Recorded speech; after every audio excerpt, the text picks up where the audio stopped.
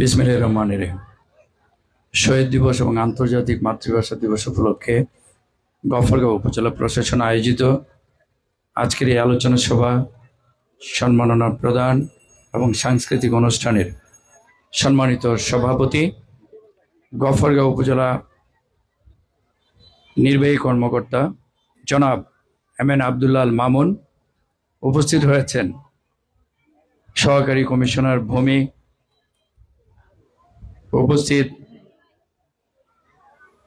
বিভিন্ন কর্মকর্তাবৃন্দ, রাজনৈতিক দলের নেতৃবৃন্দ এবং আমার সামনে উপস্থিত বিশিষ্ট জনগণ, সাংবাদিকবৃন্দ এবং সম্মানিত সুধীমণ্ডলী, আসসালামু আলাইকুম।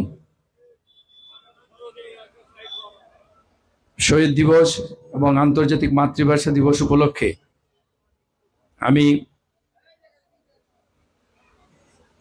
আপনাদের সবাইকে বাংলা ভাষাভাষী এবং বিশ্বের বিভিন্ন প্রান্তের বিভিন্ন ভাষাভাষী যারা আছেন সবাইকে আন্তরিক শুভেচ্ছা জানাচ্ছি।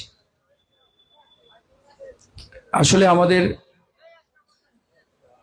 গফরগাঁওয়ের মানুষ, একজন নাগরিক হিসেবে আমি অত্যন্ত গর্বিত যে আমরা যারা অল্প কয়েকজন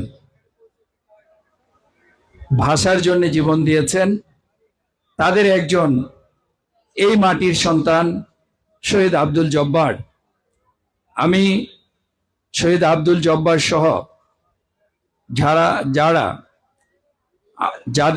যাদের রক্তের বিনিময়ে আজকে আমরা এই বাংলা ভাষায় কথা বলতে পারছি, তাদের সকলের আত্মার মাগফিরাত কামনা করছি।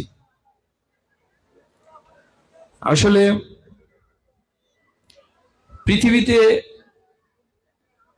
পৃথিবীর ইতিহাসে একটি বিরল দৃষ্টান্ত আমরা বাংলাদেশিরা তৈরি করেছি, যে পৃথিবীতে আর কোনো জাতি নাই যারা ভাষার জন্যে রক্ত দিয়েছে এবং তাদের সেই ভাষার জন্য তারা জীবনের বিনিময়ে, রক্তের বিনিময়ে আমরা এই ভাষাটি পেয়েছি।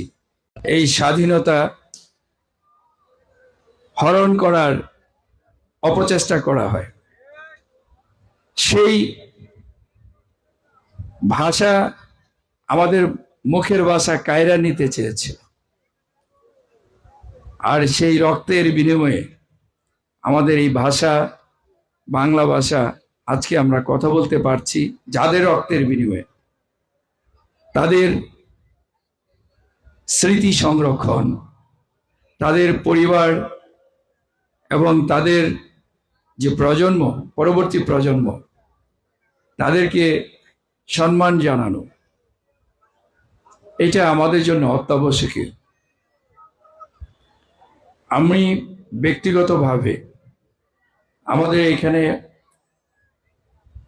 এই মাটির সন্তান হিসেবে আমি অত্যন্ত গর্বিত যে আমি শহীদ আব্দুল জব্বারের মতো একজন গর্বিত সন্তান এখানে জন্মেছেন। আমার মতো একজন ক্ষুদ্র মানুষ, এই মাটিতেই আমার জন্ম। তো গফরের অনেক ইতিহাস আছে, ঐতিহ্য আছে, কিন্তু দু একটি ছোটখাটো কর্মকাণ্ডের কারণে বা দুই একজনের ক্ষুদ্র ভুলের কারণে আমাদের ঐতিহ্য ম্লান হতে চলেছে। আমরা চাই আমাদের যে গফরগাঁওয়ের যে সমৃদ্ধ ইতিহাস, ঐতিহ্য, সেটি সারা বাংলাদেশ ছাড়িয়ে সারা বিশ্বে ছড়িয়ে পড়ুক। আমরা এই গফরগাঁওকে শুধু এই যে আজকে এই ভাষা শহীদ আব্দুল জব্বার সাহেবের স্মরণে আমরা একটি আলোচনা সভা, সম্মাননা প্রদান এবং সাংস্কৃতিক অনুষ্ঠান করছি, এটি যেন একটি আনুষ্ঠানিকতার মধ্যে সীমাবদ্ধ না থাকে।